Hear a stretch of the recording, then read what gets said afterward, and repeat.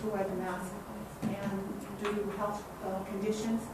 But in order to get a handle on this, we need to enforce this, and especially when you go out in public to the stores. There's a lot of people I see not wearing a mask, and I'm concerned not just for my safety, I'm concerned for my employees' safety, my friends, my family. So I think it is very important. And I don't really want to make it mandatory. I hope that people will take the initiative to wear a mask when they're out in public. But I do thank you for your comments, and like I said, I do look forward to this ending soon. It's not going to end until we have a vaccine, and that's still about a year, maybe a year and a half away. Thank you. Thank you. Hold on, because I have a couple questions for you, if not somebody else. But I just wanted to let people know, if you are following us, and I don't know how you're going to get it, if you're looking for us on YouTube, apparently our YouTube connection is good now. Okay, so our YouTube connection is good, and our Facebook is also broadcasting. Okay, so those two are on there. Mrs. Acosta, did you have something? Actually, yes. Dr. Milk, besides the medical conditions that would prevent somebody else or somebody from wearing a mask, would you consider that there could be mental and maybe developmental disabilities that would prevent somebody from wearing a mask? Yes. Yeah, that would make a lot of sense to me. Yeah, and there are people older than the age of 2 that for those reasons are a disability. So what I'm really promoting is, and I know what you guys are considering, what I'm really promoting among our staff and among not only here in Douglas where I live, but also all throughout Cochise County, is that those who can wear a mask, because masks protect everybody. And again, I feel really strongly about this, and I know others in my organization do as well, that there's a public discourse going on just under the surface that young and healthy people are just fine with this, and by and large, that's true. But that is not the world that I would choose to live in. I choose a world to live in where everybody has access and has the right to optimal health, and nobody should have to shop or leave their house in fear because others who could do it, maybe not that person or these exceptions that we're talking about, but the rest of us can do it. And if we're not doing it for them, then do it for yourself. Thank you. Yeah, I received a list of exceptions from somebody in the public, and I just wanted to make sure that we covered that in our exceptions for those people that can't. And unfortunately, people are not taking personal responsibility, and that's why we're here with this decision today. So thank you for the information. Thank you. I have some questions for you. You mentioned the age of 2, and I've noticed some other emergency proclamations throughout the state are using the age of 6. Any thoughts on that or any reasoning? I haven't been able to find any, so I was wondering if you had any. Yeah, I've also seen, I can tell you as a pediatrician, younger than the age of 2, you shouldn't do that. I can tell you as a father, it's going to be really hard to do this with a 4-year-old. That's going to be extremely difficult. So what I'm doing, because I don't know if they have COVID or not, because they could be asymptomatic. I hope they don't, but if they do, I'm choosing to keep them at home and to spend time in our own yard, or when we do spend time outside, to leave town, to go out into our wonderful surroundings. And so, practically speaking, yeah, that would be really hard for many parents to accomplish in that younger age group. And so, at probably 6, intellectually, they're going to start to understand that, but it's still going to be hard. So, but everything is hard right now. Great. Thank you for sharing those thoughts.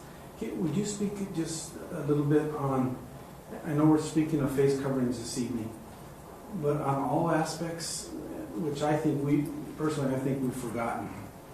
We're focusing in on face coverings, but the hand washing, the limited touches, the proper hygiene, the healthiness, is it a complete package to really achieve what we want to achieve? So it is a package.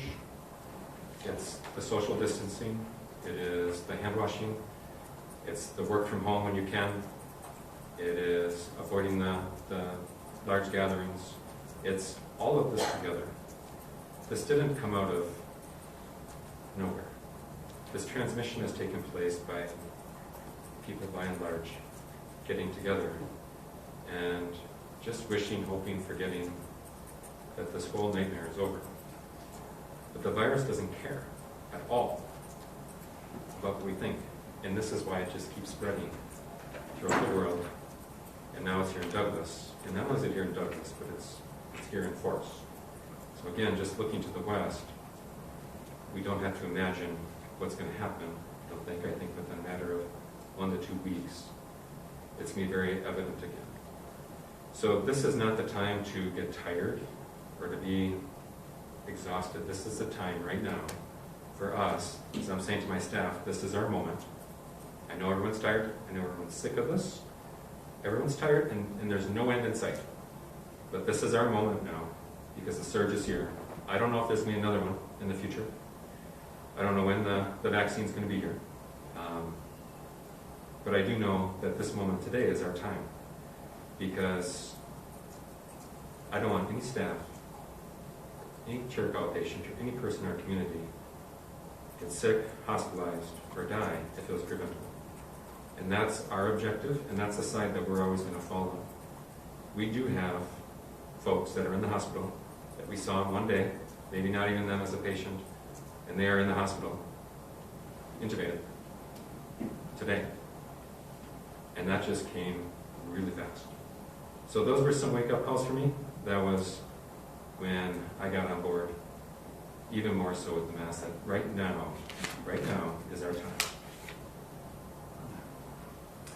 Thank you. One last question, if I could pick your brain again. Suggestions for people with health conditions like Mr. Shelton explained.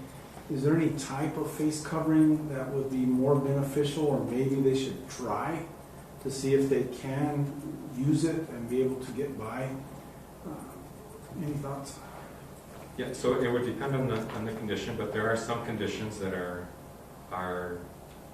some face coverings that allow more air passage than others. So there's new material on the market for sale that allow air to pass much more easily than, for instance, the surgical mask that I have on right now. And yeah, I can see why people take these off, because it's fogging up your glasses, it's coming down. But there's new things on the market, and there's new things that allow us to breathe more easily. So we could explore those. And then cloth face coverings, those that's going to primarily protect others around you, like a bandana. It's more likely it's going to protect those around you versus protect yourself. Although there is evidence that it also protects everybody, including ourselves. And so maybe some trial and error for people to try a couple different things. And then there's also a matter of getting used to something that none of us want to get used to. But we just have to get used to it if we're going to take seriously protecting others and protecting ourselves. Thank you, Dr. Malk. You've been extremely helpful. I appreciate the information, and I truly appreciate your dedication to Douglas. And I mean that sincerely. Thank you for inviting me. We pray for you. Everybody, including myself, who touched this folder, Yes. had a very thorough washing of their hands with. So these, I feel confident handing out as paper copies to you guys. Okay. Okay. Thank Mayor, you. before Dr. Mel leaves, could he give us a little bit about his background for the public to know Oh. too? He has an infectious disease background or some studies in that, I understand, and Thank Sure, you. just share sure. a little bit So, about background. Thank Sure. you. My name is Jonathan Melk. I worked in public health before I went to medical school. I went to medical school so I could become a better public health practitioner. I ended up becoming a pediatrician, which has the most to do with public health and prevention. And I did my medical school in New York City and my pediatric training at Phoenix Children's Hospital, and came to Douglas for my first job to pay back my loans. I was going to be here for a maximum of 4 years, and 14 years later, I'm here, and this is the town that I call home. It's the only town where my children know they are growing up in Douglas. So it was a pleasure to thank you so much for inviting me tonight and giving me the opportunity. Thank you, Dr. Monk. Appreciate it. We've also invited, because part of the issue, should we decide to issue an emergency proclamation, is the enforcement of it. So I've asked staff to ask Chief Fullen if he would spend some time on explaining what he thinks the procedure and how that would come about, because it's not only mandating it, but it's also, if we're going to mandate it, it has to come with some recourse consequences, and so Chief Fullen.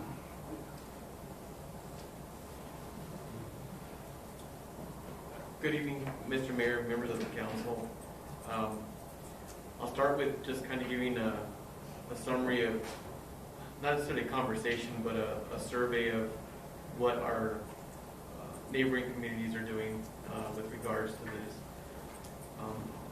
Really, Bisbee is the only community that's looking to do an enforcement aspect of an ordinance at this time. The next in line would be Wilcox, and they're only looking to limit or require, I should say, masks for anyone inside of a city facility. So if a member of the public wants to visit a city facility in Wilcox, they have to have a face cover. If they refuse, there's not an enforcement aspect, but they would ask to leave. They would be asked to leave or handle their business outside and not within the facility. So I know that we're here and interested in what is best for the city of Douglas. So I would echo Dr. Melk's comments as far as watching the numbers as it relates to Douglas and how our numbers continue to increase and how we represent approximately half of the numbers for Cochise County. And given our population, that's not a good thing. With that, I know that staff has prepared 3 options for council to consider tonight with regards to what we want to do for our community with our community's health and safety in mind. 2 of those involve an enforcement aspect that involves our department. And I can see some challenges with both of those options. One of those options being a civil penalty for $50 fee or fine associated with that penalty. The second one is a misdemeanor penalty, and there's some additional challenges with that, which would also involve class 1 misdemeanor, so it could be like 6 months in jail and or a fine. That also requires, because it's a criminal offense, it would require the person being cited, the defendant, to sign the citation. If they refuse to sign, then we have to take them into custody and take them before the magistrate. So if a person's refusing to wear the mask and then refuses to sign the citation, we have to make a physical arrest. Given the limelight that law enforcement is in right now, I have some significant concerns over having to make a physical arrest over a mask. The second concern that I have is if we're going to implement an enforcement aspect of the ordinance, it has to be across the board from my perspective, and it has to be adhered to at all times, because it can't be one of those do as I say, not as I do. Because the next thing that's going to happen is my office is going to start getting calls saying, you know, city official so-and-so isn't wearing their mask, and here they are at this public setting and this many people here, and an expectation for me to take law enforcement action. I understand the significance that's involved. The other aspect, the other challenge is that, as we've been discussing up until this point, there are people with underlying medical conditions that have a legitimate reason not to wear a mask, and those may manifest themselves in people that don't have a legitimate medical reason as to why they're not wearing a mask when they're being confronted by law enforcement. And I have no recourse to question their ability or disability or condition. So with that, if you guys have some direct questions, I'll be happy to answer those. Thank you. Anybody from the council? Mr. Mayor, if I may interrupt for a second, if we can just have a motion on the floor, that way we can interact and discuss the item. Mayor, Hold on. the way this agenda item reads, it says discussion, and then we'll come to the decision part of it. I feel it would be premature to offer a motion, and we ask these people to be here to give us some more information. And I think it's imperative that the council listen to that information so that we can make a better decision. So I'm going to hold off just a minute, if I can, Mr. Lindeman, to receive that, and then we'll go from there. Okay. So, I also had a question. oh, in that case, you're up, Mr. Lindeman, please. Chief, if it comes to an enforcement type of thing, education would be the first. You would just say to the person, we should really be wearing masks. We should really be doing this for the good of all. Is that correct? That is correct. Yeah. That is something that was built into the order issued by the governor, as well as our own local provision for consideration. That's been our approach all along in response to COVID. Our priority and our objective is to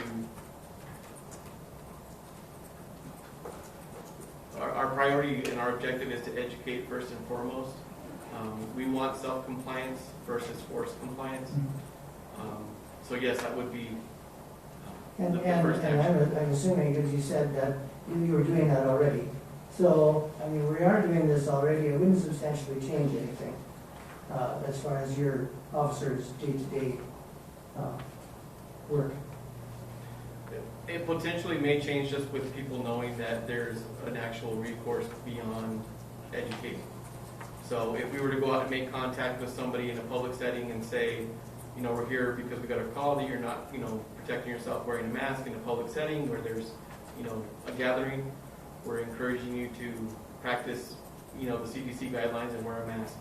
Okay, I don't have it with me, I'm going to get it later. Okay, we're going to end the contact and we're going to leave. And then we might get a subsequent call saying the police went and they didn't do anything. So that could potentially generate some concerns for us as well. Well, I would hope that it wouldn't go that far, because once people are reminded, then I would hope they say, oh, I forgot, sorry, and then they would do it. That would be my hope. So, thank you. Anyone else have a question? In that case, Chief, were you able to find out how's it going in Bisbee so far and the calls that they're receiving or anything along those lines? Because I appreciate Councilman Lindeman saying that we all hope it wouldn't go that far. But, so I'm looking for some experience, some track record so far. So I did have the occasion to speak to Chief Achavi this afternoon. I understood that there was some rumors or discussion that Bisbee had an inundation of 911 calls or calls for service because of people in Bisbee not wearing their masks. Apparently those reports were exaggerated. They did have maybe a couple of calls regarding people without masks in the Bisbee area. So they haven't been inundated with calls because of that. Good. Thank you very much. Any other questions for the chief? Thank you. Oh, yes, Councilman Baldanero, please. Chief Bullen, do you have the manpower to enforce this civilly if you were to issue out citations? That's a fair question. It will be a challenge. We are short-staffed right now as it is, and we'll have to handle these calls for service based on priority, depending on what other calls for service we have going on at the same time. Thank you, Chief.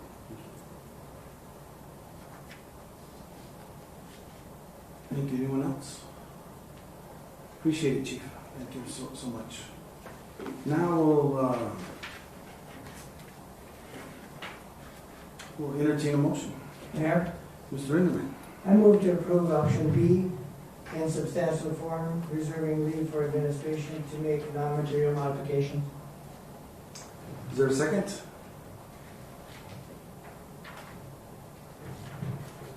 Second. Did I hear a second over here? Second by Mrs. Costa. Okay, Mrs. Watson, would staff like to report on, I know we received a list of people in support of mandating. Would you somebody like to address all those and give us a summary of what we have? Yes, I will ask Damien if he would, since he took most of these calls or compiled them, we did have a total of 35 for and 10 against in what was provided to you. And these came from emails and some calls, and others of you who passed them along to us in one form or another. So Damien, I don't know if you have any more to add, but Maybe. Mayor and Council. So I constructed a tracker that tracked all communications that we received from the community. I also put for and against for those that did provide an answer for such. Within the tracker itself, I put the emails that were sent to me from different council members, mayor, and city manager. In addition, I also provided printed out copies of the emails I didn't receive electronically. So you guys have that before you. Do you guys have any questions on that? If I could, for those of us that are a little bit social media challenged, the one that was submitted by Ms. Mia Torres, that has a list of signatures or a list of people that, explain it to me. Okay, so among the package that I prepared for you is also a signature that was born from a petition that was created by a community member named Mia Torres. In that petition, it calls for mandating wearing face masks in public for the city of Douglas. In the packet itself, as of 4:07 p.m., it had 1,339 signatures. Meaning if they got on there, they were suggesting to us or to issue a mandate. Right, That's that's correct. That's what it was. And I really appreciate that they show their location. I know some of them don't live here, but my understanding is that they have family here, and so that's why they signed up, for lack of a better term. I know some of them are a far distance away, but again, I appreciate their interest in Douglas.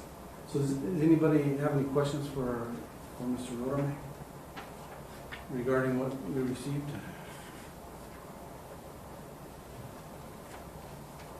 Good, thank you, Damien. Thank you. Ms. Andrade, we do have some people that would like to speak to the issue. I know you mentioned one for a call-in, is this it? No. Do we also have a call-in Yes, the one that we have is for number 8. for Number 8. We're not there the yet. call-in? For number 8? Oh, okay. Because I noticed he submitted something in what Damien gave me, but so there's nothing for this one. Okay, in that case, we'll now, Mayor? yes, May I have one comment? please. It seems to me that overwhelmingly the response would be to require a mandate masks with, of course, all of the exceptions, and so that we essentially are protecting Douglas from any more or any further outbreaks, and we could break the back of this virus. Thank you. Thank you. And just for purposes, you will have an opportunity, we need to have a discussion. So after we call to our citizen who wants to speak on this, Danny DJ Morales, would you please address us? Thank you for being here. Good evening again, Mr. Mayor and members of the council, members of the public who are joining us online or who are here.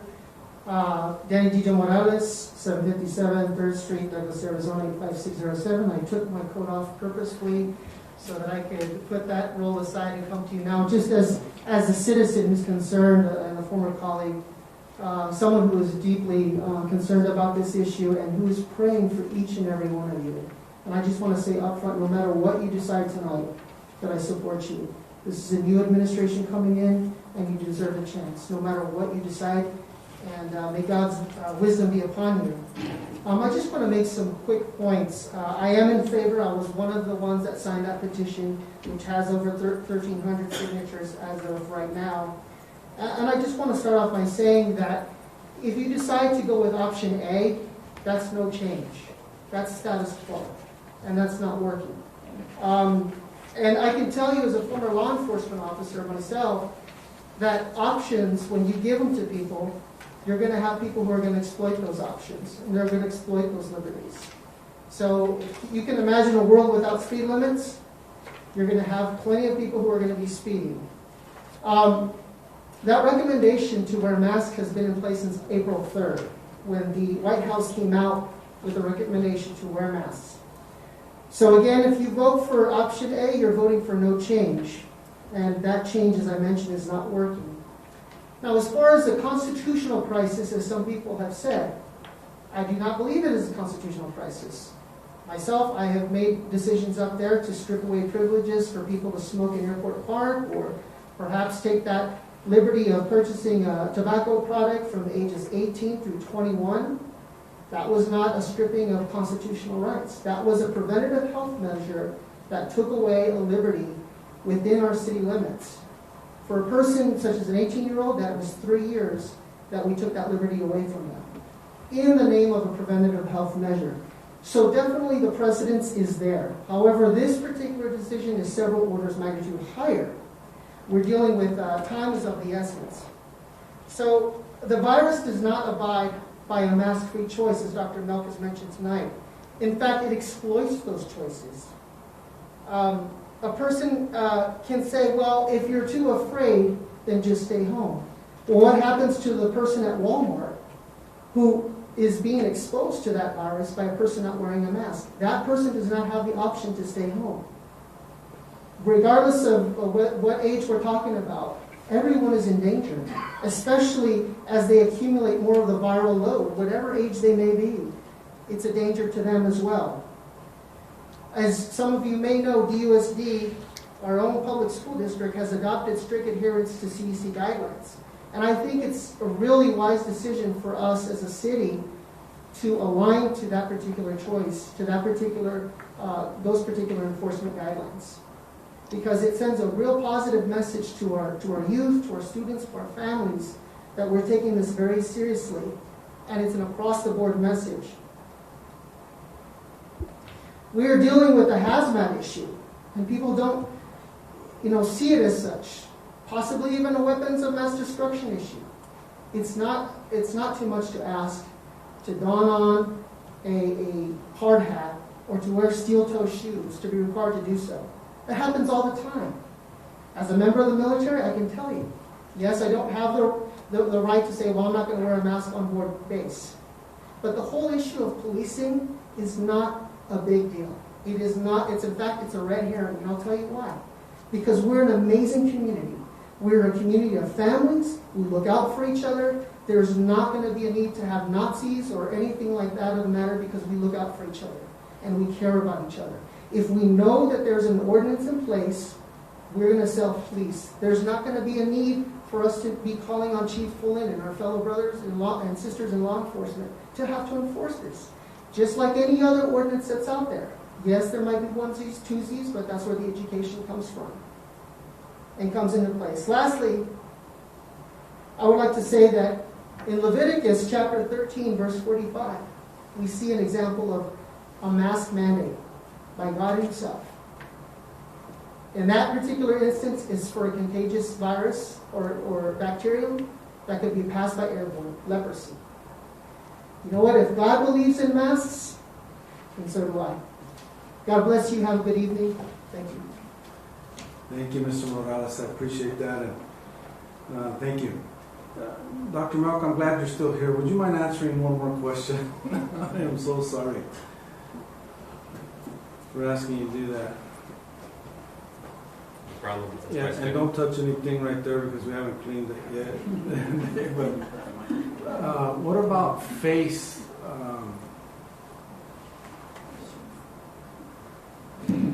What's your thoughts about face shields? The ones that I saw one the other day. Unfortunately, I was at the cemetery, but that I saw a lady with a plastic coming down. She didn't have anything covering her nose or her mouth, but she had that face shield. What about those? Yes, so to be 100% accurate, I would need to look it up myself really quick. Okay. But this is my understanding as I stand here, that a face shield and goggles are interchangeable. So those protect us from, so face shields without a mask is going to be protection for the mucous membranes of our eyes. So you need to have the mask as part of the face shield in order to do what this pictogram shows here, where you reduce, when I'm talking right now, these molecules and these droplets are being propelled out of my mouth, and if I didn't have a mask, they would join the air circulation in the room. And it's very similar to, let's say, if you're on one side of the street and on the other side of the street, somebody's smoking, and many of us can smell the waif of the cigarette far away from where the person's smoking. Those are called submicrons. And those enter our nose and enter our lungs as if we were right there. And so that's why we call that secondhand smoking. But it's the same thing for the virus. So the virus attaches onto these little particles and then it floats around the room. Inside, it can float around the room for a long time. And especially inside where there's not sunlight, because we know that ultraviolet radiation probably degrades this virus. And then the different air conditions, whether it's humid or dry, it probably survives longer in a humid environment than a dry environment. So inside, the particles live much longer when you don't wear a mask. If you're outside, they dissipate much further, but the example I just gave is somebody smoking outside. And so the virus acts in the same way.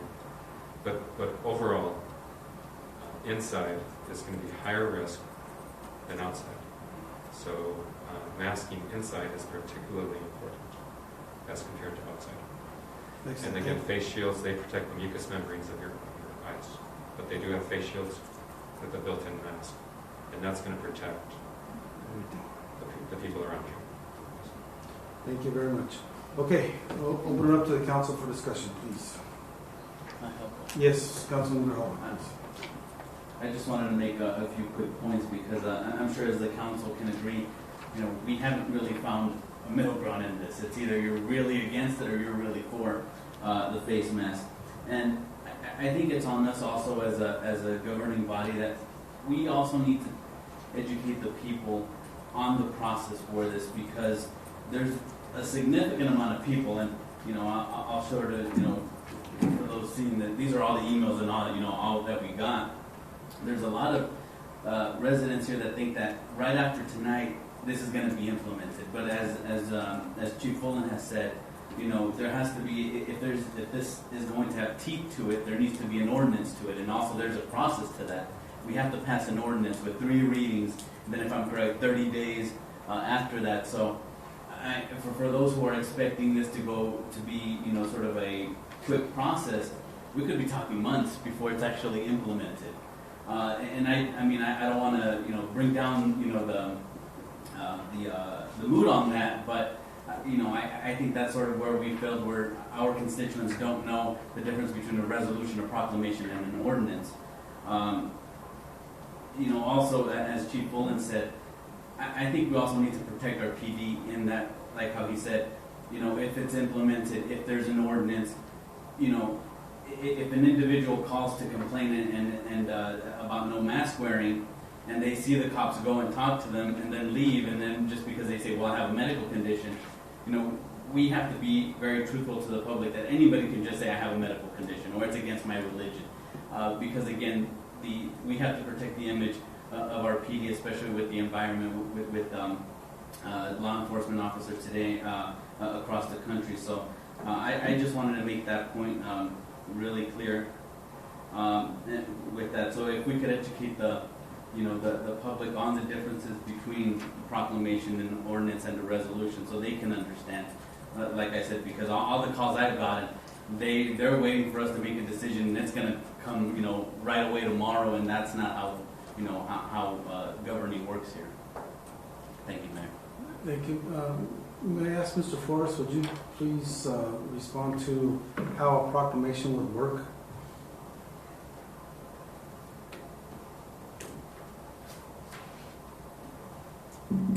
Very well, members of council, Mayor Hewish.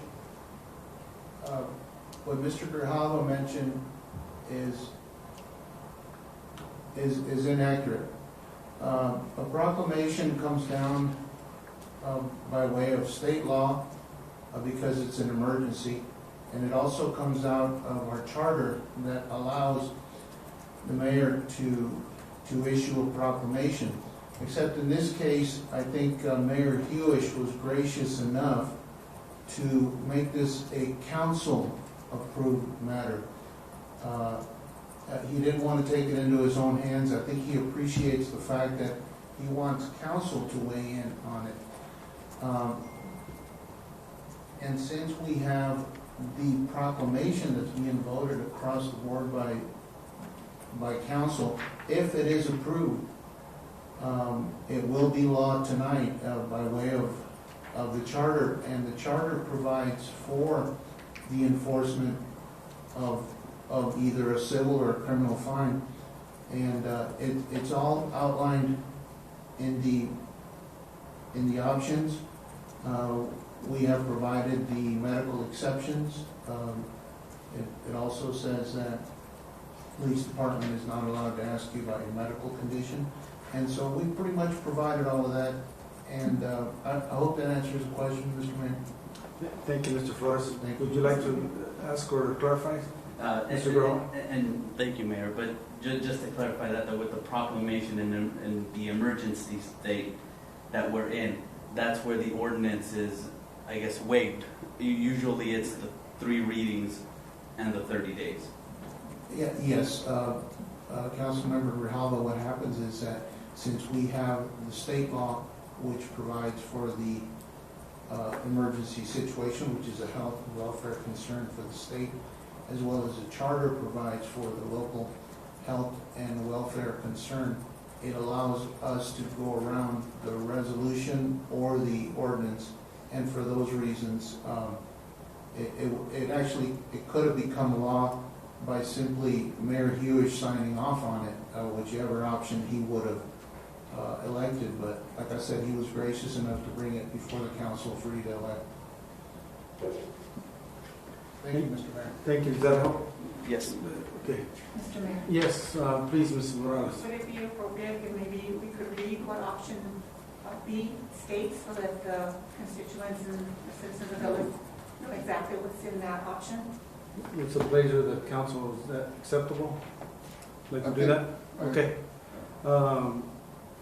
Mrs. Andrade, because you have to read all the time, would you read what that means?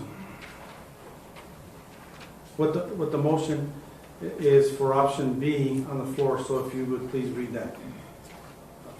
Yes, Mr. Mayor. Option B is the civil citation, meaning all individuals with an exception as outlined further below shall wear a face covering while in public within the city limits of the city of Douglas under these circumstances. A, when in public setting where continuous physical distancing is difficult or impossible, businesses whose employees interact with the public must require employees to wear face coverings.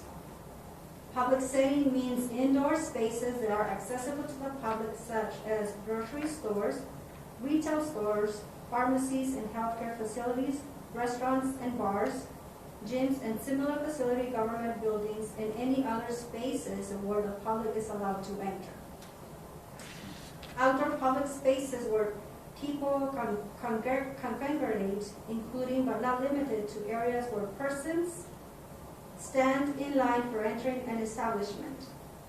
In or in public transportation such as bus or other public transit vehicles, a taxi or ride-sharing vehicle, or at a transit stop waiting area. Physical distancing, meaning keeping 6 feet of distance between individual persons who are not of the same household. Face coverings are not required when at home, when alone in a vehicle, or in the vehicle only with people you live with. When eating, when exercising outdoors alone or with people you live with. When in settings where it is not practicable or feasible to wear face coverings, such as when receiving dental services, medical treatments, or while swimming, and in workspaces not open to the public. It is recommended in non-public workspaces face coverings be worn as recommended or required by the Arizona Division of Occupational Safety and Health. Individuals who are not required to wear a face coverings are children and infants 2 years old or younger, and people of all ages with medical conditions which would preclude them from wearing face coverings. A person who cannot wear face coverings because of a medical condition, it's not required to produce a medical documentation of the condition, provided, however, that an employer may require such documentation from an employee in accordance with state and federal law. In compliance with the Executive Order number 2020-40, enforcement of this proclamation shall focus on education and providing guidance issued by the Arizona Department of Health Services in order to promote the health and safety of Douglas residents, as well as further contain the spread of COVID-19. Before any enforcement action is taken to enforce this order under Article 14, Section 6 of the Douglas City Charter, that shall be limited to a civil penalty not exceeding $50 a person, shall be notified and given an opportunity to comply prior to being cited, and citation should only occur where the person in violation demonstrates an intentional disregard for and refusal to comply with the imposed requirement. Thank you very much. Ms. Morales, you still have the floor. If you'd like I it. just wanted her to read it so that our constituents were aware of what it was involved in option B. Thank you. Thank you. Mr. Edmund, would you like to add anything to what you stated earlier, or would you like to restate your feelings? Well, I think that the science fully backs, the wearing and requirements, and I think it's fine with the exceptions, and also this is just about the community, just about our family. Here, we protect each other. Thank you. Thank you. Mrs. Acosta? Thank you, Mr. Mayor. I think we've all become a little complacent since we were lucky, I guess, for these first few months since the announcement of this pandemic, that our numbers haven't grown, but we see that there is a surge, and not mandating a face mask just keeps things status quo, which we need to be proactive, and that's why we're here today discussing this for an option. I know that part of the concern is putting a strain on public service, on the police department, and enforcing this. But again, if it's not mandatory, then we're just not changing anything. And at this point, we're lacking personal responsibility. I'll include myself in that, because there are times where I think it's easier to not wear a mask when we all should be. And we need to really take care of our neighbors, take care of our people, especially those in customer service. I know Walmart mandates their employees to wear face masks during their whole shift, but if we walk in there without one, we're not doing the same courtesy to them and protecting them. So that's all. Thank you, Mrs. Acosta. Mr. Shelton, would you like to add anything? Yes, Chief Fullen, could you come up, please? A couple of questions. I almost thought he was gonna coach right there and say, No. give me 50. Now, when I had him in class, he always gave me the right answer. Okay. So, anyway, and I expect, what's your honest opinion about all this? B, So, I'll put you on in the frying pan. yeah, thank you. In response to your question, I kind of see everybody's viewpoint. It's not lost on me that if we continue to try and educate and continue to try and advocate only, the compliance level may not change, likely will not change, because that's already been done. That doesn't mean that we stop those efforts and those activities to both advocate and educate, again, both first and foremost. But adding an enforcement element to it definitely raises the stakes for those folks that won't comply otherwise. And I know the situations that the whole country's under right now, you know, and I'm for it. Matter of fact, right now, we might have to take a break so I go outside and get some oxygen. And I'm not joking, okay? So, you know, this, I guess the buck's gonna stop, you know, with the police department.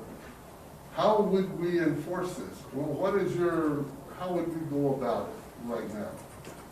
Would you have people maybe just walking through Walmart and maybe nicely asking people to wear masks? I don't see us actively seeking people out, just because of the other priorities that we have to respond. I know. But when we do get those calls for service, we'll respond to those, and again, with the priority being to educate first and try to gain self-compliance. If they continue to refuse, then we'll have to take the next level and start enforcing. Anyway, maybe we could put a special announcement on the radio, on KDAP and the other station, and get the information out in a very respectful way so people can understand. You know, it's sort of funny. You used Leviticus 13, but somebody else in the letter used it the opposite way. I just thought I would bring that up. That sums it up, I think. Yeah, I mean, so, okay, and I mean, it's sort of putting you on the hot spot, and should we talk to the managers of Walmart and Food City and Penny's and Stage and these other places, maybe tomorrow get out and give them information and maybe print out something. You know, the city of Douglas requires masks, and we would appreciate that you know, word it just right and put things up and make a nice sign in English and in Spanish. Councilmember Shelton, that is a valid point, and that is something that we've done collectively as the administration, is to get the word out as it comes out. We've done that with the governor's executive orders since the first one was issued, because it does, again, it starts with knowledge and education. So as this proclamation, if it does get approved and gets passed tonight, that's one of the first steps, is to educate. So that would be one of the efforts, is to get that information into the hands of everyone that it applies to, including our local merchants. Thank you. Okay. Mr. Shelton, you have some more? You know, there's one, I have a concerned citizen that sent me a text that there's a federal law that says if a law enforcement on the average, on the beat, on a regular day, if they have a firearm, they should not be wearing a mask. Do you know anything about that law? I am not familiar with that. Okay, Mr. Shelton. I mean, I wasn't either, but I was asked, by a citizen to ask that question. And you might want to check it out. I don't think so, but Off the cuff, I'm not aware of it. I Yeah. can certainly research that and try and come back with an answer. okay. Thank you. Okay, I think that's it. Thank you so much. Are you okay, Mr. Shelton, or should I have Chief Lomeli be a little bit closer No. over here? I might have to take a break, but if I get up, you know what. Okay, that'll be fine. Mr. Valdenegro, would you like to question or comment or anything, please? Yes, Mayor, thank you. Chief, the civil penalty of $50, is that the largest amount that the city could provide, charge an individual? I'll have to defer that to Mr. Flores? Mr. Flores, yes. On the charge? Mr. Valdenegro, members of council, the question is, if we are required to provide the mask that we're seeking to enforce? No, I'm saying the penalty not exceeding $50 for citation. If a person was to be cited for walking on the sidewalk without a mask, which is in limits, right? The sidewalk. Correct.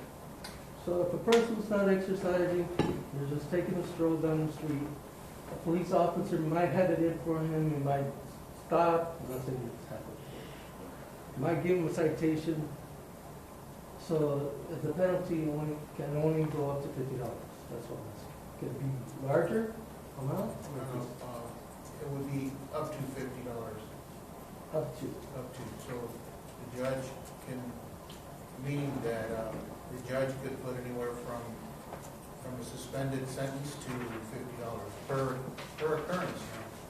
If it happens the next day, that's a different violation.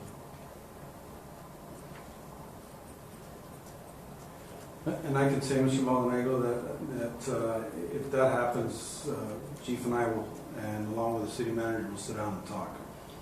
Because that's not the intent, as far as I'm concerned, if this passes, is to go out and track people down if they see walking. That may be my full speed, Mr. Valdenegro. It may be a stroll for you, but that may be full speed for me as I go out for my walk. And of course, that's not what this is intended to be. If you're out by yourself, can maintain a safe distance of 6 feet, the mask is not required. And so that's just want to make that clear. Mr. Valdenegro, you have the floor. Also, sir, is the city, do we have enough masks available here in Walmart, our merchants, our stores, before we implement this? Because I've been to Walmart and sometimes there's no masks. Not even that, I know B&D, they make them and sell them. To answer your question, Councilmember Valdenegro, I do not know that firsthand. If I may just offer anecdotal evidence, I was visiting a local meat market the other day, and he had a fairly substantial supply of 50 boxes full of 50 masks that he had available for sale. And I also know some churches, like Mr. Morales's, are offering to make homemade masks for those people that can't do it. So I think, Mr. Valdenegro, and my hope is, because this is Douglas, that if somebody couldn't come up with a mask and we found out about it, somebody would provide that for them and reach out to them and be able to do that. Mr. Mayor, to your point, if we have a list of those resources, since we're the ones who are going to be enforcing it, and the idea is compliance, if you can give us a list of those resources, we'll be happy to share those with the people that we come into contact with. Exactly. Mr. Valdenegro, anything else? Thank you. Mr. Grijalva. Yeah, I have, I was going to bring up, first I'd like to make a statement because you said everybody has to comply up here. I'll comply, just because I'm the only one up here without a mask.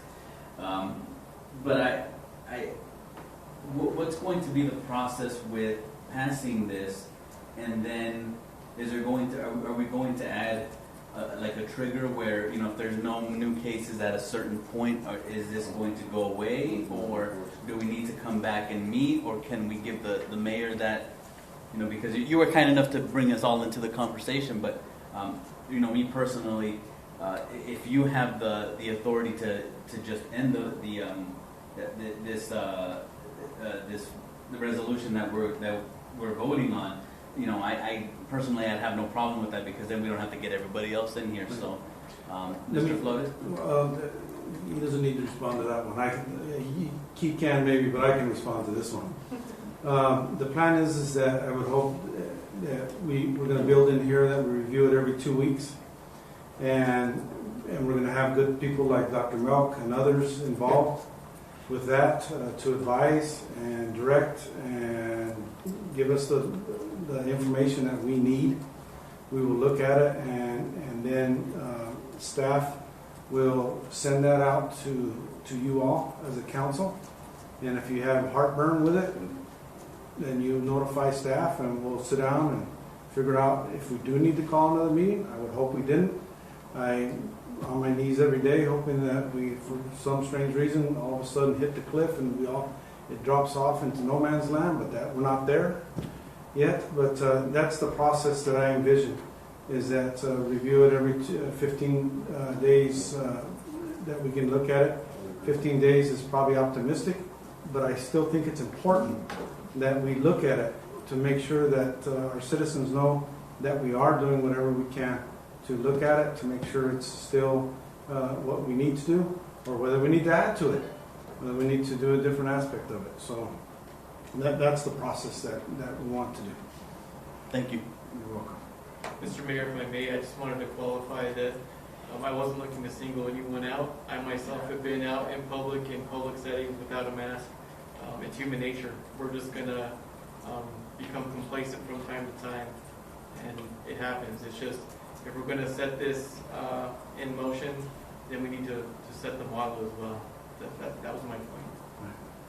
Well, at least you're not like me. Some people will comment that I look better with a mask on. So I don't know what that meant, but I took it as a compliment. And I thank you.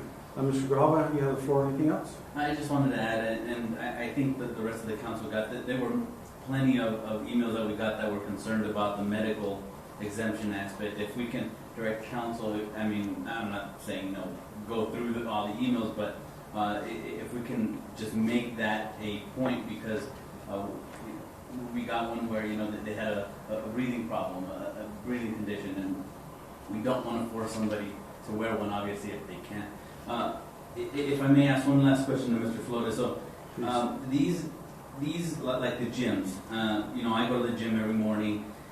If somebody does cardio, let's just say for an example, and they have to wear the mask inside, and then they're feeling lightheaded or something happens, and God forbid, is the liability going to be on the establishment or on the city that is forcing this mandate? Good question. Thank you. It's a good question in terms of liability.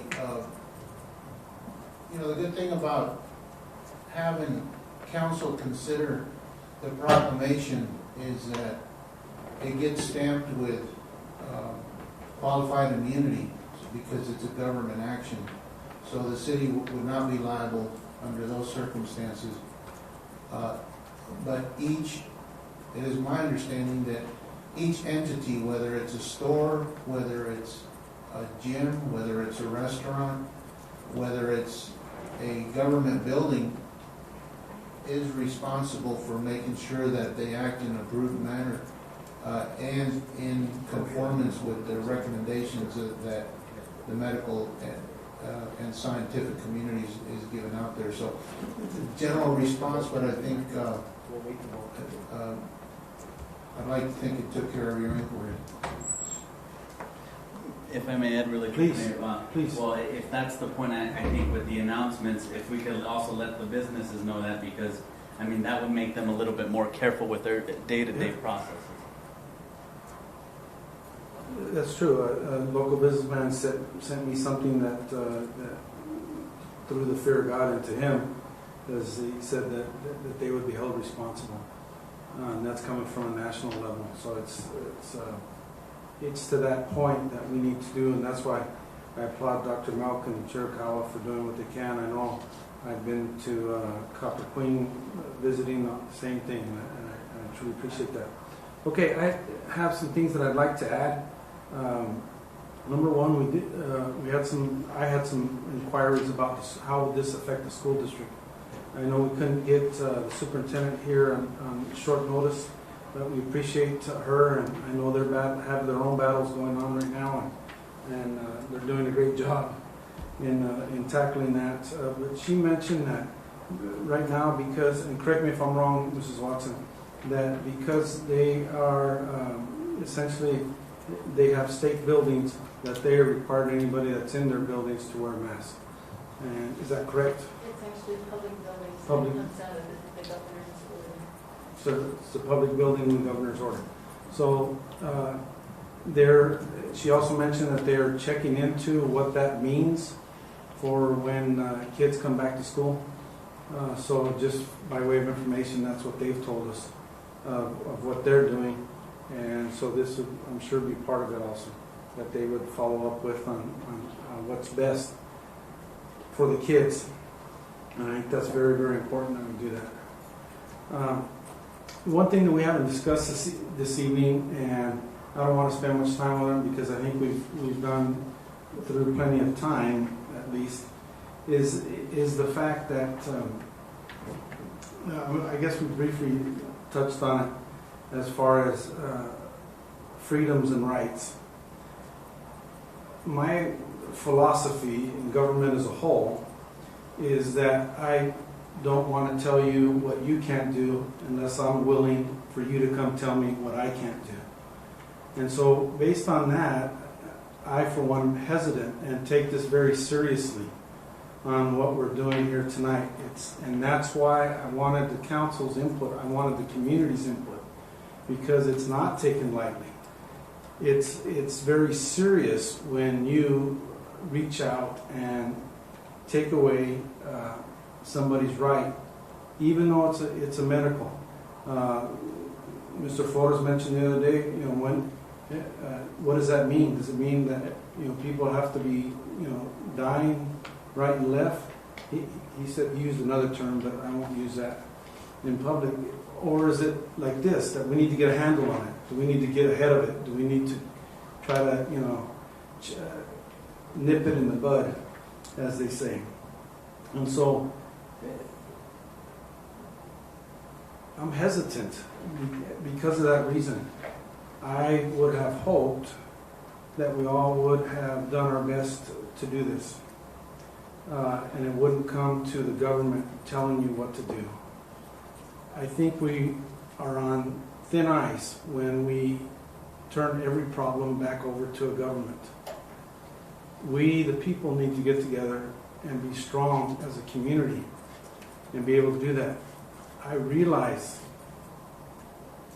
very much that we're at a point that it's very difficult, and that's why I've asked myself thousands of times in the past week of, are we to that point that we need to take some of that freedom away so that we can get a handle and protect more people? So we have to, as a whole, stop looking to government to solve our issues. We need to be stronger as a community. And I would hope we would all step up and try to do that. Now, we could debate that for hours on end with my civics teacher over there. And I apologize. I need to excuse Mrs. Acosta. She had an emergency call. And we will wait to take a vote till she returns, but she needed to take that emergency call. There's in the area of things that are not required, I will add, if this passes, I will add the line as part of a religious ceremony or service. In looking at it, and I appreciate, and that's why I asked the question to Dr. Melk, whether the 2 or 6 years to do that. I'm getting the impression that more people are going with 6 years, even though I looked at the research and it did state on every medical site I saw it said 2 years. But I think 6 years with the having 10 children and soon to be 17 grandchildren, I just picture some of them in my mind. And some of them I could have got a mask on them, and some of them there was no way in this world that would have worked. And so we make those choices of keeping them out of harm's way in other fashions. The other language that I hope to incorporate in this, if this passes this evening, has to deal with where it says people who you live with. Yeah. I would like to say that, change that to language that reflects immediate family. I do not ever want to permit a grandparent from visiting a grandchild. Hopefully they're educated and they know the risk going both ways, and I respect their decision, whatever they be, but I do not ever would want to prevent that an extended family of your immediate family would not be able to gather and receive a blessing from their grandfather or any other of those type of things. And one thing that I think that we can do a better job of as an administration is that we can do a little bit better education. I would like to suggest that we develop a half-page flyer of English on the front, Spanish on the back, that explains the whole program, that shows the importance of a mask, shows the importance of washing your hands, shows the importance of the distancing, shows the importance of keeping things clean, shows the importance of proper health, drinking plenty of fluids, exercise, etc., that we can give out and do that we have more frequent updates on just anything that's out there so that people can have the opportunity to read more and be better informed on the issue. I think that's something that I learned in this, that I know it's an emotional issue, but I am a hard head and I deal with facts, and that's why I appreciate Dr. Melk so much for coming tonight and presenting those things and also saying those things that we believe this is the way it works. We believe those kind of things. And so people can make decisions on facts versus emotion. It's hit Douglas hard. And now it's finally come to light. We know somebody that has it. A friend or somebody's, a friend of a friend, a family member, an extended family member. So it's at home. And it becomes very personal then, and that's why I saw the emotion go. There's still, we need to keep our community united. The election that recently happened was about working together. I believe that wholeheartedly. We need to continue to do that. As people try to divide us, please resist. We're in this together. Share your ideas. Let's talk about it. Let's make an educated decision so that we all can move forward on the same page. I apologize for you that are watching online right now. I'm sorry, does anybody else have any more comments after my rambling? Mr. Shelton. Okay, I'm like you. Face covering is not required. What could we add when eating at a restaurant? Is that Because not in there? yeah, it says when eating, but I think we need that C. Eating at a restaurant. I think that was our intentions. I know it's intentions, Yeah. but Well, yeah, I think that's a good suggestion Yeah. to be a little bit more specific in that area. And should we put in there that we'll review this every 2 weeks? Has that been? We will add that and to make that part of it before it gets signed and published. Thank you. Anyone else would like to chime in? I would just reinforce what you said about communication to the public. We have a COVID, on our homepage, we have a COVID link. People can go into everything that we've received, everything from the federal government to the state and to the county. Anything in executive order, writings, that's all posted on there. We'll continue to do that. For those that are tech savvy and go into our website, please look at that because that's our easiest way to get it out, but we'll continue to work on other ways too. We do it on social media and other things too, but we will work, to get simple information out there for the public. I think that's a key. Pictures, right? You teachers, pictures, right? Pictures work real good in education. So yes, Mr. Shelton. Yes. I was just thinking, the water bill. would be, you might have to put it in a different envelope with the water bill, but, you know, put the water bill and plus that brochure, you know, about the code. Or just send a separate one out to everybody. If I may, I know, Luis, that we have put notices on water bills and stuff like that, and I have to fess up and confess that I haven't read one of them. And even though you'll say, "Oh, we put that in the water bill," I'm like, "Okay." I didn't study my water bill this month. My apologies. I looked at the bottom number and almost fainted, and then I didn't read it anymore. Just kidding. But I think with some of the CARES money that we have, that we can squeeze out some of that we can do these mailings, that we can reach out and try to do those things specifically to be able to reach the people better and have that in, again, dual language and make sure people can know. So that's a great suggestion. Mayor, may I make Yes, one Mr. comment? Lynn, please. Going back to the philosophy of government, you know, that's wonderful. And I tend to agree with all that. Except that in this case, it's not a taking away of rights. It's showing leadership. Government is pointing the way. And that's what we are doing. That's why we're elected. They elect us to point the way and to lead. Thank you. Thank you, Mr. Lindeman. I'll not comment. Mr. Maldonado. Yes, Mayor. Doctor, in your practice right now at Chiricahua, do you take your employees' temperature when they enter the building?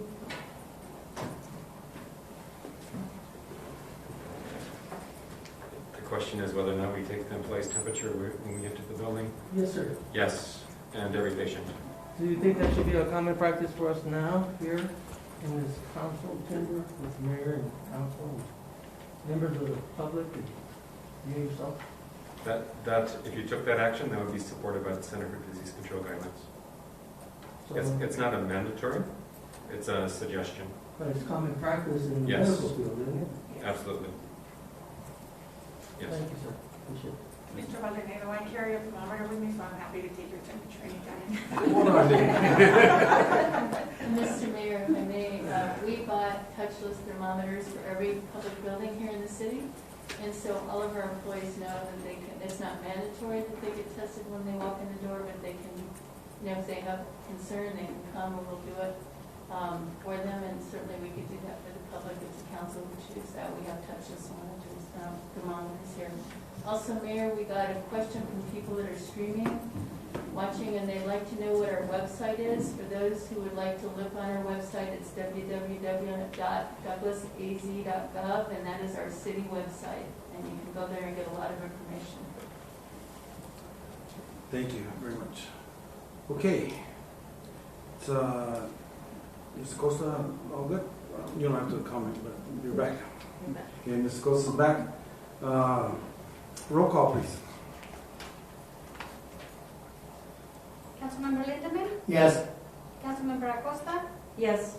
Councilmember Shelton, Yes, Councilmember Montenegro, Yes. Councilmember Grijalva, I'd just like to say with the ward with the most retirees, and I've gotten a lot of phone calls for them, yes. Mayor Pro Tempore Morales, Yes. Mr. Mayor, Mayor votes no, but the motion carries, and I respect the council, and that's why I wanted them here tonight, and that's why I wanted this on the agenda. So we will have an emergency proclamation issued by tomorrow morning. Mr. Flores and Ms. Andrade, is that a good time frame? That's correct, we can do that, Mayor. Okay, so we'll have that out, and as of probably noon tomorrow, we will have mask mandatory for the city of Douglas. And again, thank you, public, for participating, for speaking to this issue, and Dr. Melk for taking the time out of your busy schedule to come with us, Chief for doing the research for us, and all the staff that got this ready. And for those that provided us with emails and letters of support for the issue, thanks. We will take a 10-minute break and resume at 7 o'clock for our next agenda item. Just a reminder.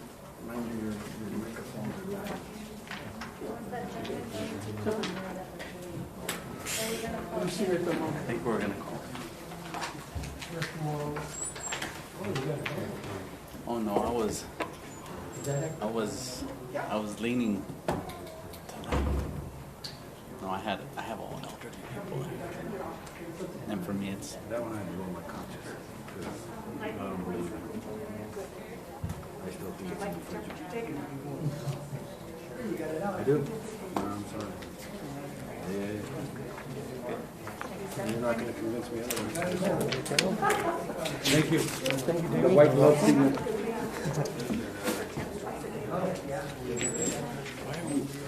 Is this from the Damien? From the Last minute, so last minute. the finance? The finance? Yeah, this is the most updated PowerPoint presentation. I need you to explain your no vote second there. My phone just died. I'm gonna help you with my elbow. It's real simple. You too. Okay, well, let me get it on the record here.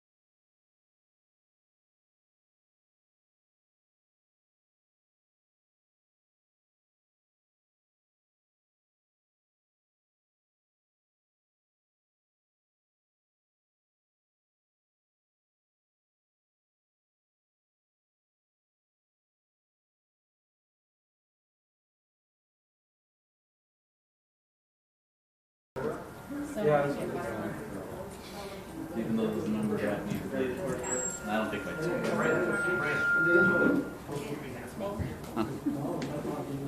Do we?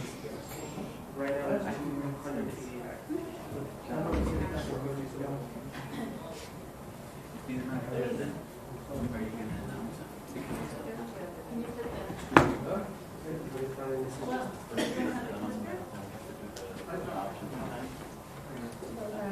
But it won't. This is the amendment, it's a resolution, you have to do that, and then you're going to do the,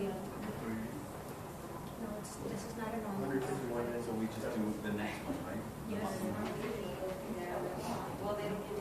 Out of 280, it's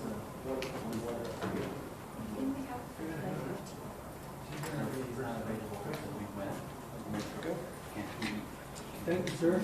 Did I give you a little black cake? Okay. I was looking for it. I think I gave it to him. Thank you very much. You're welcome. Appreciate it. Oh, it's Can we have him? Maybe the next one. So you guys know, order your keys to City Hall for each of you. So I'll let you know when they're here. I ordered keys for City Hall for I asked each. them to get everybody a key. I heard a quiche. I thought you all should have a key. No. Yeah, I spent 4 years without one, and they asked me, do you want keys for the council? I was like, yeah, that makes sense. So I've ordered them, I'm hopefully not this sure. week. Will it be to the front or will it be? So that's a master key. It opens all. So it'll be Mr. within. Mayor? It opens all entrances.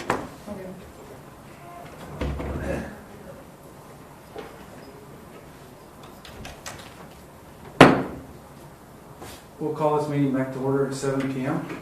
Thank you for being diligent in your break.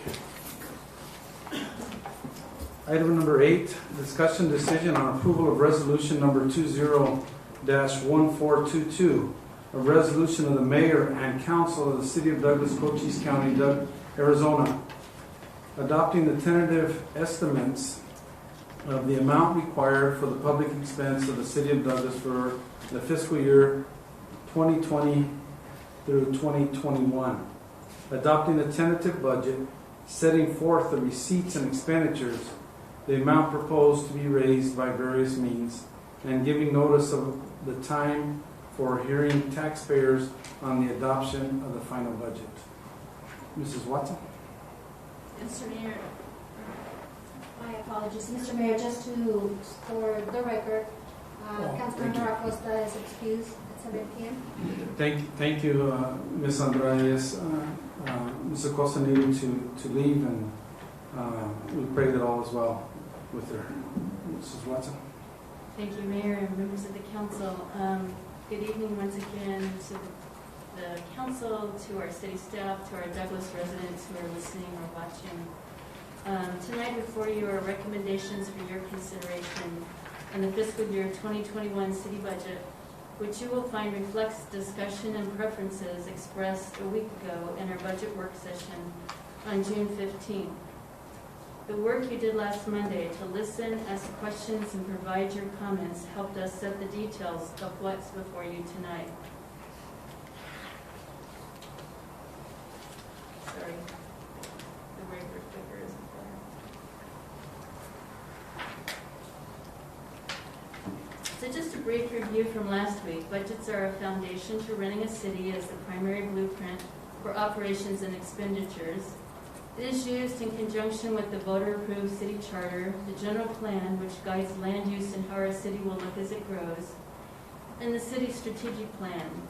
Together, these 4 documents align the vision and resources in delivering municipal services with the overarching goal of building and maintaining a sustainable community that provides a desirable quality of life.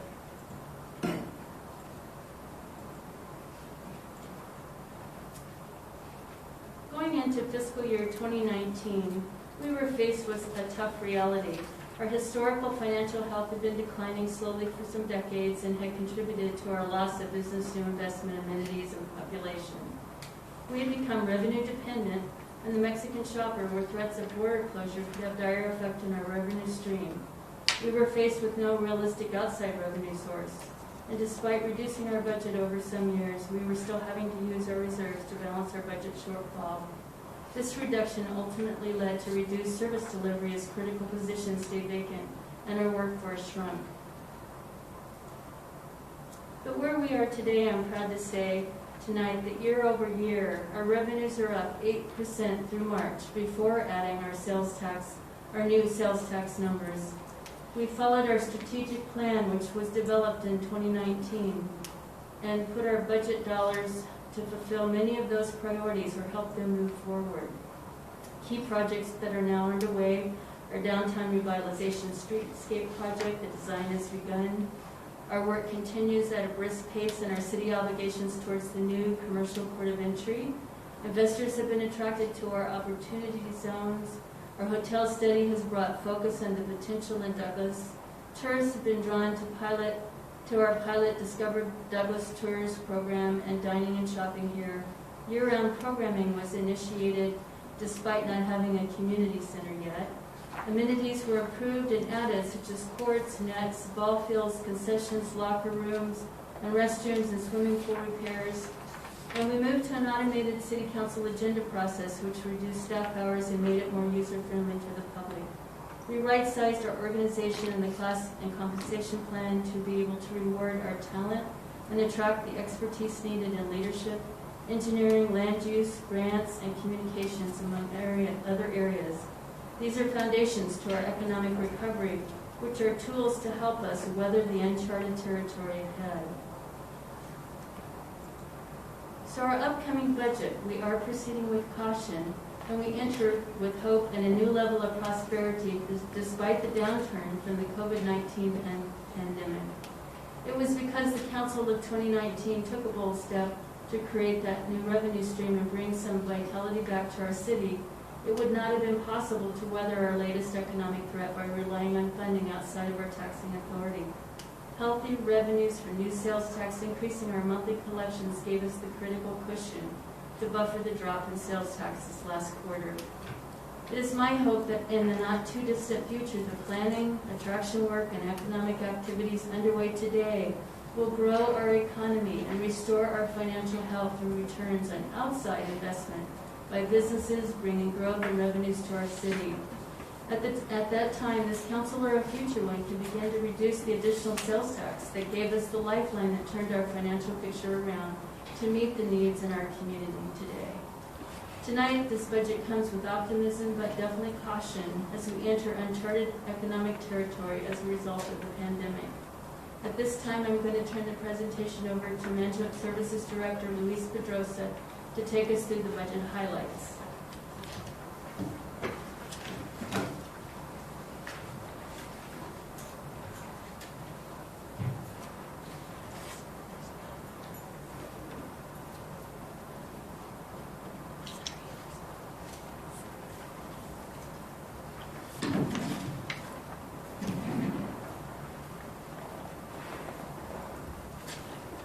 Good evening, Mayor, members of council.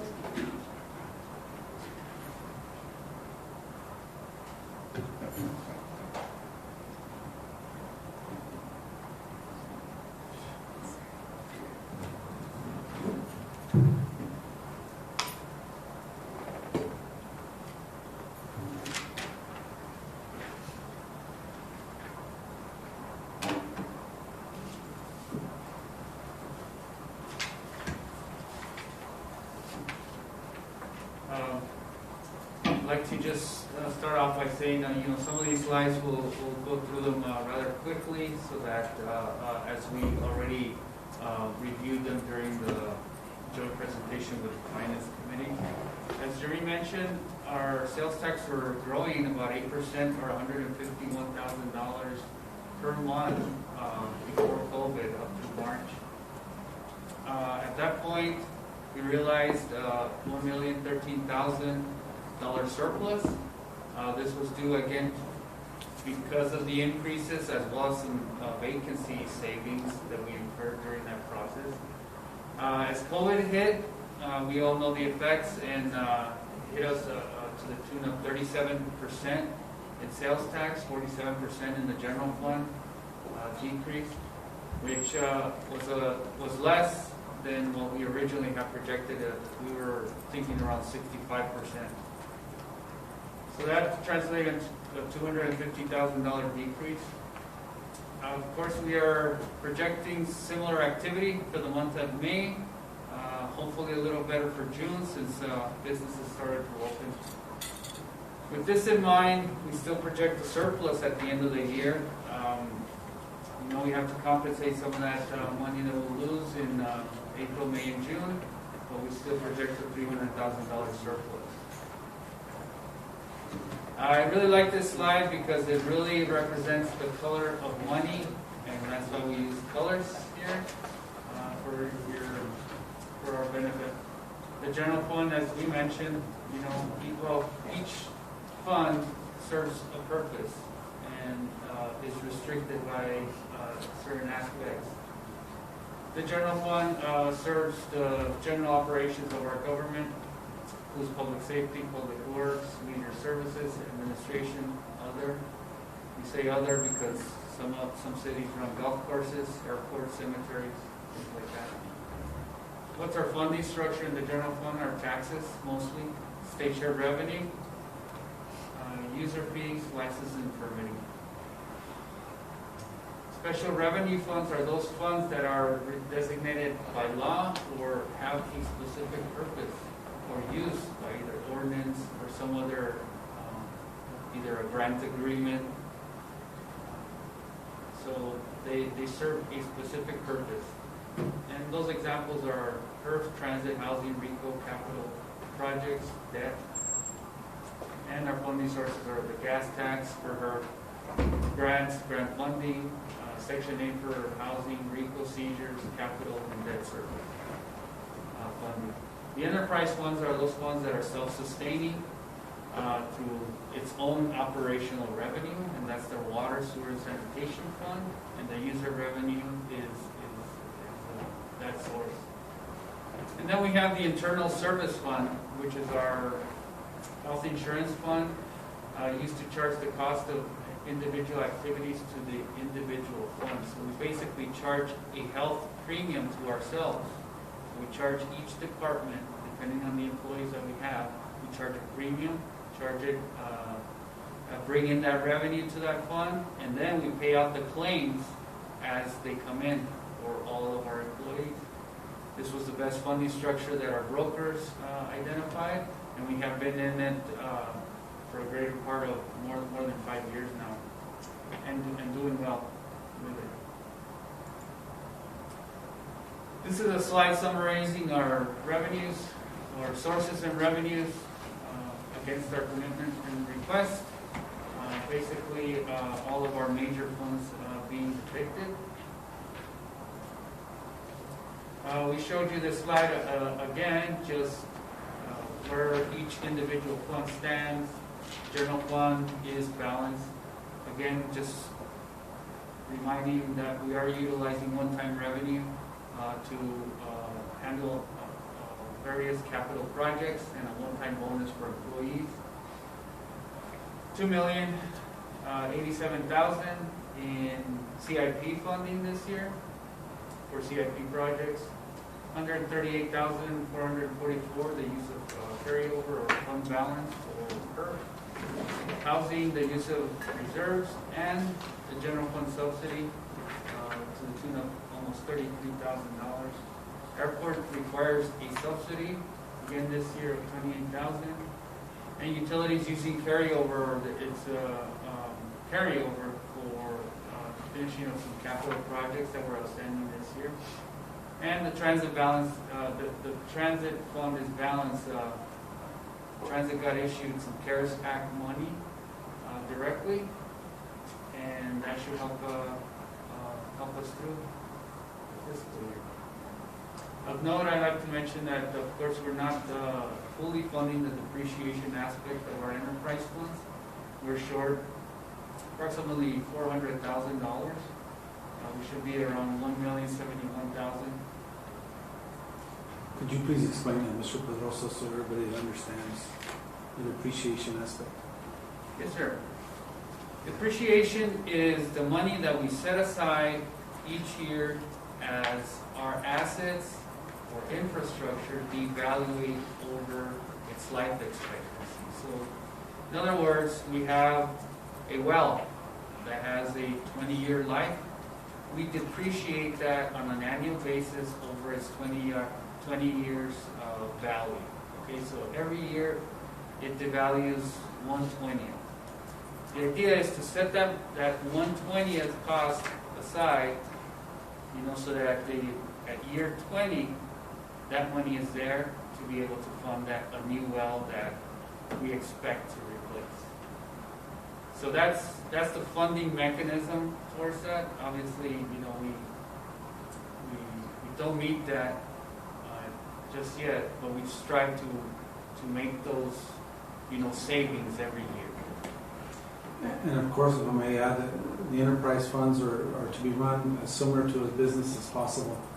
And that's why it's needed to have those practices so that we are not caught short in the future.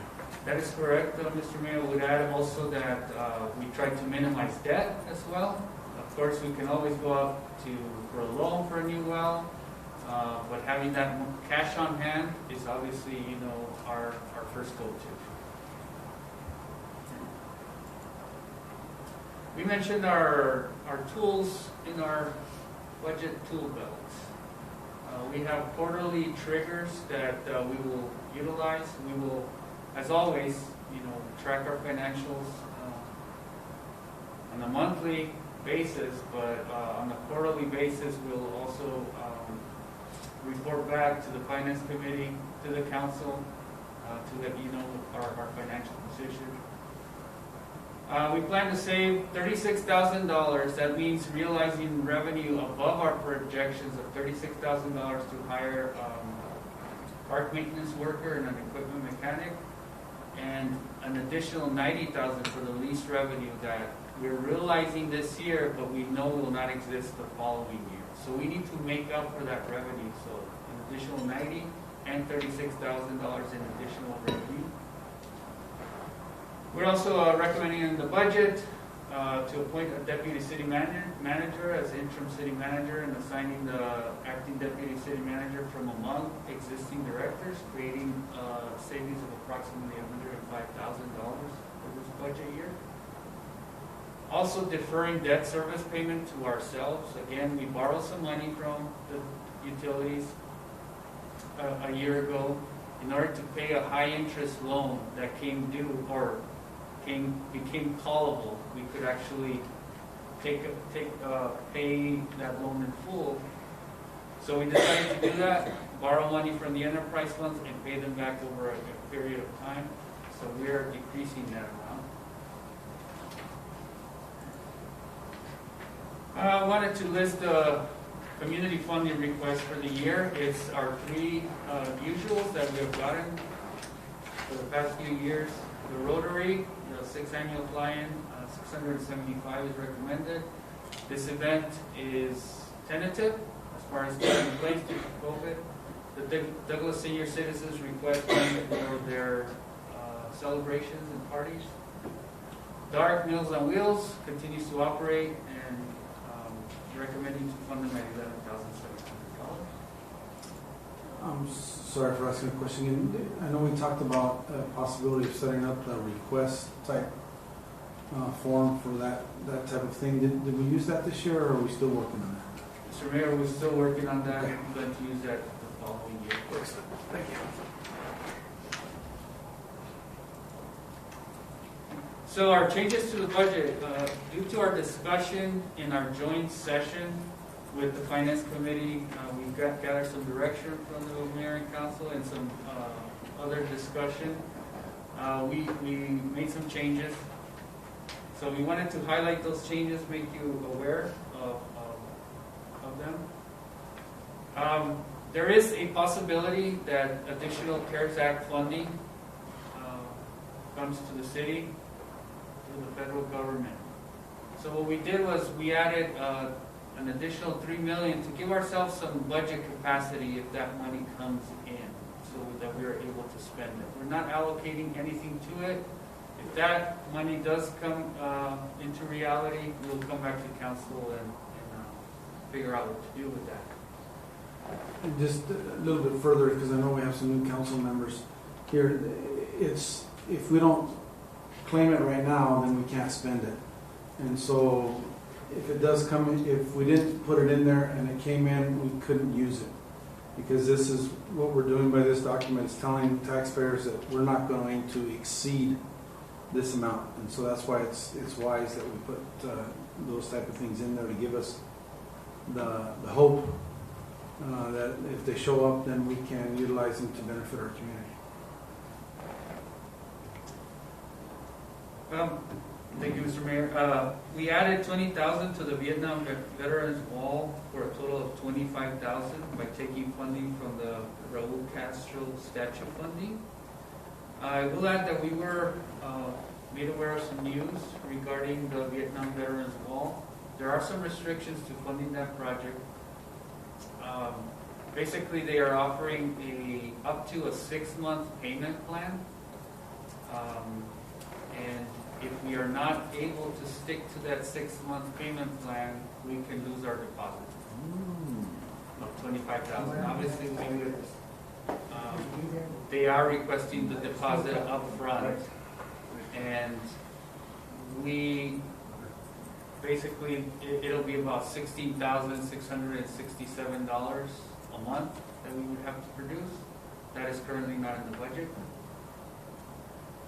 So there will be some further discussion on that item and how to move forward on that. The remaining funding from the Raul Castro statue, which was, like I said, it was 40,000.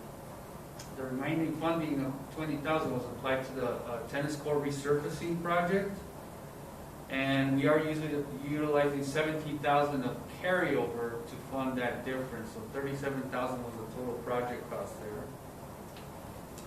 We are funding the forensic computer for police. What we did is we took $13,709 from the warehouse. This was an initial contribution that we were planning on doing, putting that money aside for future building of that warehouse.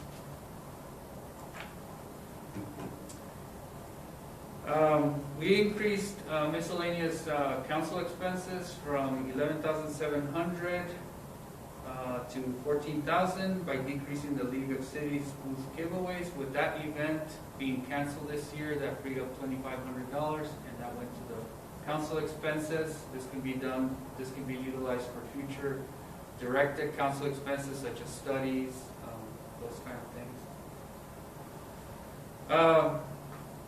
Just recently, we realized $60,000 in sales tax audit revenue, which we are proposing to use as carryover for the funding of the airport museum improvements. That is installing HVAC systems and bathrooms.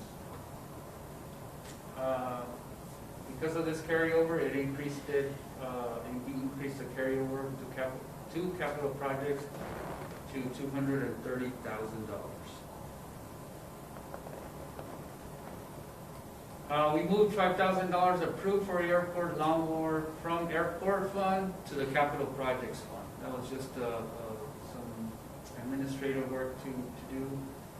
Reduced the subsidy to the airport by $5,000 and increased the reserve by $5,000. Basically, we were accounting for that project twice, which is why we needed to move it. That project's not going away; it's just being accounted for correctly. And those are all the changes. We'd like to highlight in the capital list how those changed. As you can see, the ones highlighted there, the Veterans Memorial Wall went from originally 5,000 to 25,000, and again, we relayed that new information to you just now. The Raul Castro statue from 40 to 0. The forensic computer, it wasn't funded, now it's being funded. The tennis courts resurfacing was not there, now it's being funded, 20 by the statute funding and 17 by carryover. The warehouse was reduced by about from 70,000 to 56,000.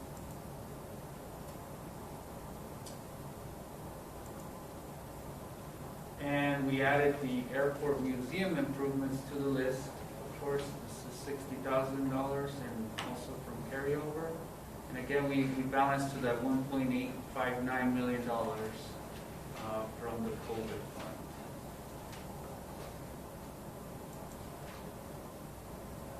The enterprise and special revenue funds, that CIP did not change from our original meeting.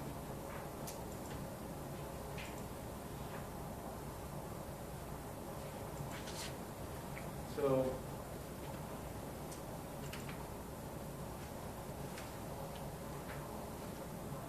that's it on my end. I'll turn that over to Rocio for this presentation.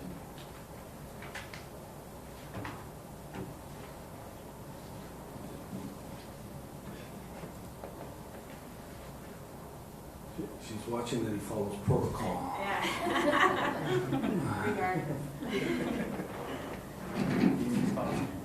Good evening, Mayor and Council.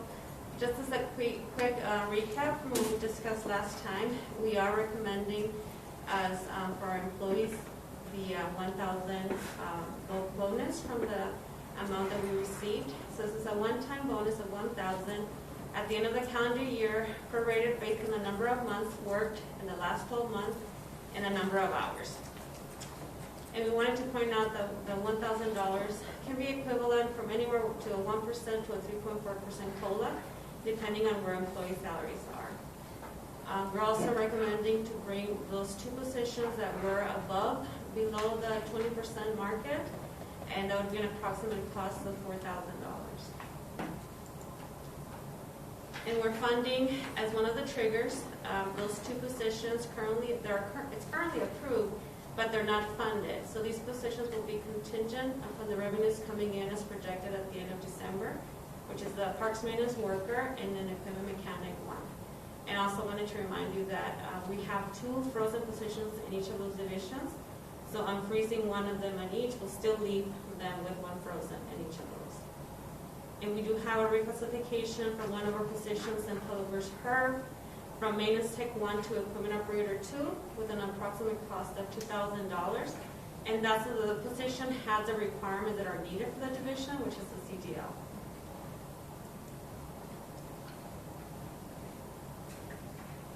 And then I guess I'll do it. I'm going to have to turn it back.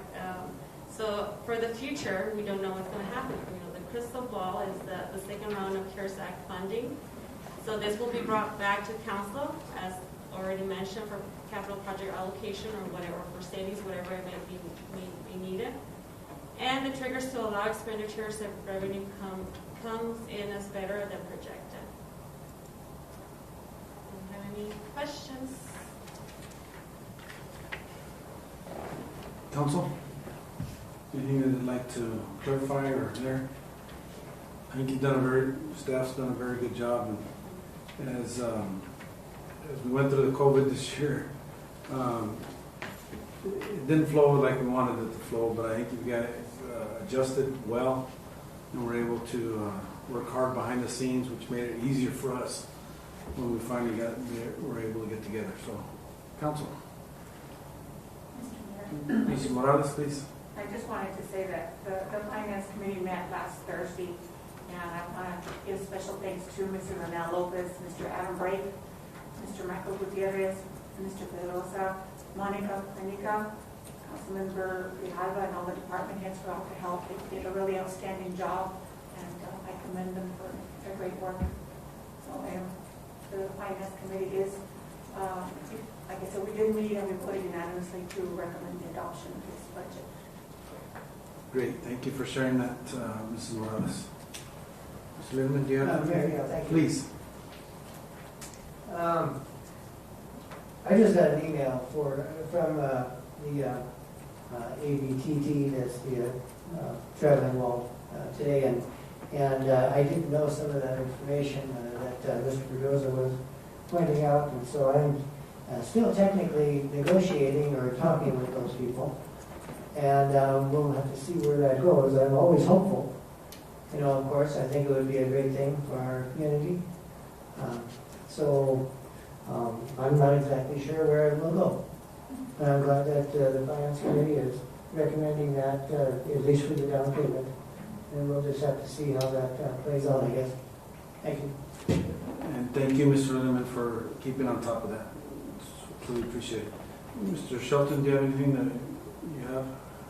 Yes, one comment. What are some of the other cities our size, like Bisbee, Sarasota, Wilcox, Benson, how are they going to raise the extra money? Are they going to have to raise their taxes also? Have you heard out there? Mayor, Mr. Shelton, like most cities out there, they are using the COVID money that got distributed to all cities. So just like us, they are leveraging that one-time funding for, different things. Okay. Okay, that was something I was just wondering about. Yeah. Thank you. Thank you. Mr. Maldonado, you have anything? No. Good. Mr. Alba? Yeah, Please. thank you, Mayor. I don't know if I want to call Mr. But say you can step there. But could you tell us more about what DARK does with the funds, or do we need to get Mr. Villalobos? Mr. Grijalva.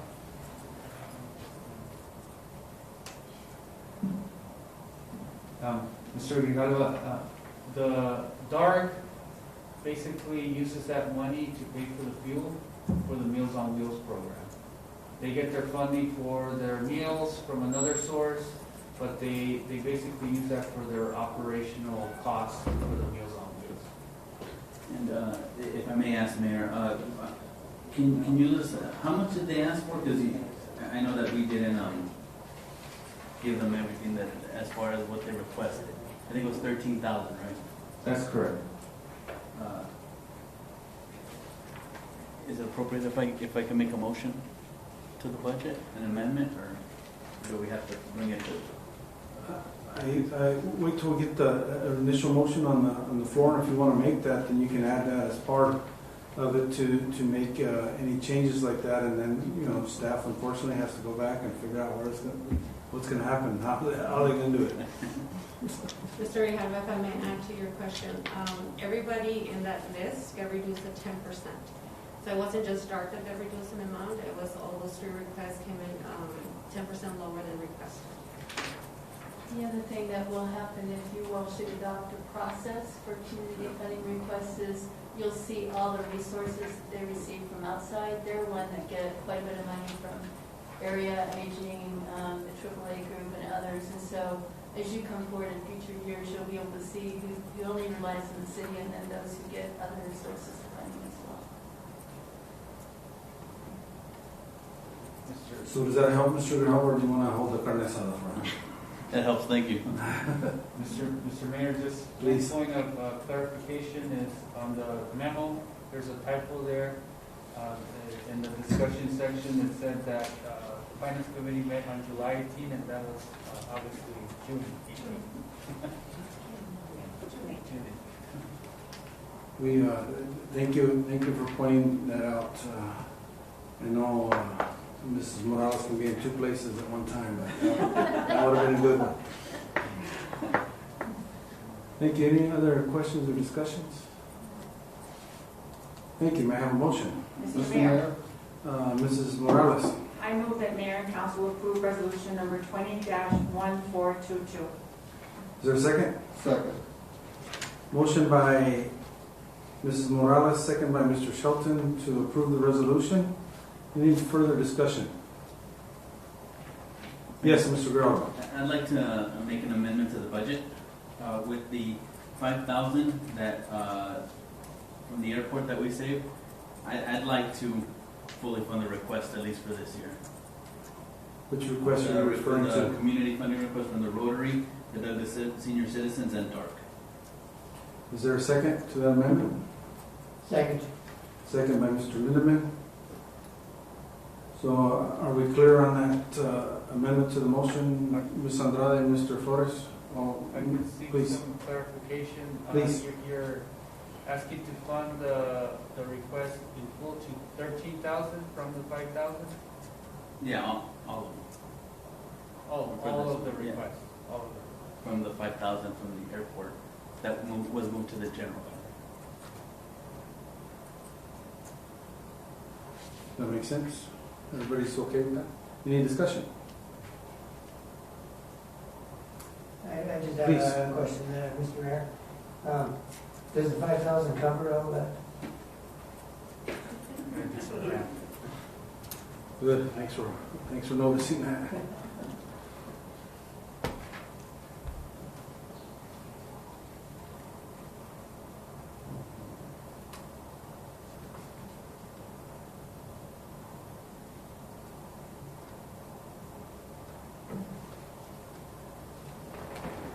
You're off $13.50. Take it out. Okay, let's go, everybody.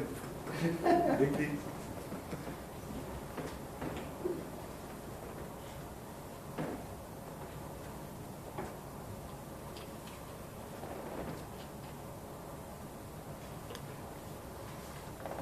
You just don't want to go to it. There's the answer already. She's got it ready, right? No? Okay.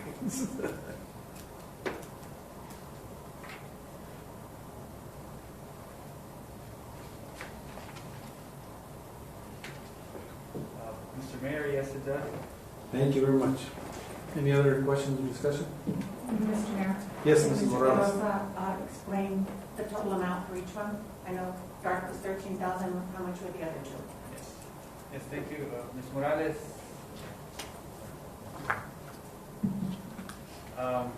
The Rotary 6th Annual Flying, their original request is $750. The Douglas Senior Citizens is $1,500. Dark is $13,000. Not that much of a difference. Right. Thank you. Mr. Flores, does Mr. Lindeman, Mr. Shelton, Mr. Baldenegro, and myself have to recuse ourselves for the senior citizen vote? Or are we good with that? No, I think you're good, Mayor. Okay. Thank you very much. I'm sorry I've kept you here much longer than what I wanted to this evening, but I truly appreciate it. But any other discussion on the budget or the amendment? Yes, Mr. Baldenegro. I would like to see the fire department get an ambulance. I don't know exactly how to go about it. Approve it. I would suggest, Mr. Baldenegro, that you ask whether or not, if they believe it would be feasible financially. Or is that something that you'd like to make sure the staff knows that that's a high priority? So if we do receive some more CARES funding, that you would like to look at that at the top of the list? Yes, sir, that's what I would like. Okay. So if staff would please note that at least we have one request from council that would like to see that at top of, close to the top of the list, if not at the top, if we receive any more CARES funding. Thank you. All right, we're voting on the amendment, which is to change the funding for, what do we call it, the special request? Community funding. Community request. funding aspect of the budget. Roll call, please. Councilmember Lindeman? Yes. Councilmember Shelton? Yes. Councilmember Aldenegro? Yes. Councilmember Grijalva? Yes. Mayor Pro Tempore Morales? Yes. Mr. Mayor? Yes. Now we'll vote on the original motion, which is to approve the resolution as amended. Roll call, please. Councilmember Lindeman? Yes. Councilmember Shelton? Yes. Councilmember Aldenegro? Yes. Councilmember Grijalva? Yes. Mayor Pro Tempore Morales? Yes. Mr. Mayor? Yes. And again, many thanks to staff for their hard work. I don't like that term, hard work. Your dedication to the community. Item number 9. May I have a motion to adjourn? Mr. Mayor, I move to adjourn. Second. Motion by Mrs. Morales, second by Mr. Baldenegro to adjourn this meeting. All in favor signify by saying aye. Aye. Any opposed?